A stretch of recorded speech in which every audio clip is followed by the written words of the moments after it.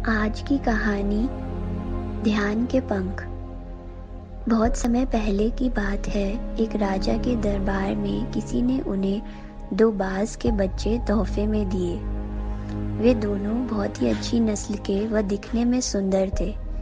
जब वे दोनों बड़े हुए, राजा ने देखा कि वे दिखने में बहुत ही विशाल और सुंदर दिख रहे हैं। राजा ने सेवक से कहा कि मैं इनकी उड़ान देखना चाहता हूँ। सेवक ने जैसे ही दोनों बाजों को उड़ने का इशारा दिया, एक बाज तो आसमान की ऊंचाइयां छूने लगा और दूसरा कुछ ऊंचा उड़कर एक डाल पर बैठ गया। राजा ने जब सेवक से पूछा कि ऐसा क्यों है कि एक तो उड़ रहा है और एक नहीं, सेवक ने कहा कि इसे ना उड़ने की आदत हो गई है, इसे अपनी डाल इतनी प्रिय है कि ये उड़ना ही नहीं चाहता। तो राजा को ऐसा लगा कि उनके प्रेम में कोई कमी रह गई। उन्होंने अगले ही दिन ये घोषणा करा दी कि जो भी विद्वान इस बाज को उड़ाकर दिखाएगा, वे हजारों सोने की अशर्फियां इनाम में पाएगा। तो एक से एक बढ़कर विद्वान आए, सबने अपना अपना प्रयास किया, पर कोई भी उसे उड़ा न सका। पर एक दिन राजा ने देखा कि चमत्कार हो गया।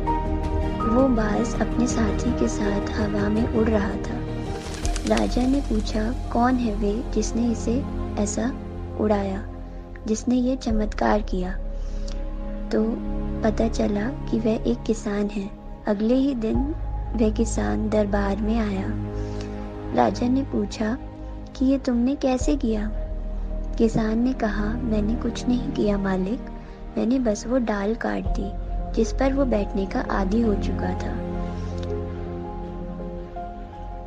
हम सभी ऐसा करते हैं। हम सभी अपनी ऊंची उड़ान भरना भूल जाते हैं। अपनी वासना में इतना लिप्त हो जाते हैं कि जो कर रहे होते हैं उसके आदी हो जाते हैं, और हम ये सोच ही नहीं पाते कि हम किस चीज़ के लिए बने हैं, हमें अपनी ज़िंदगी में क्या करना है, हमारी ज़िंदगी का लक्ष्य क्या है।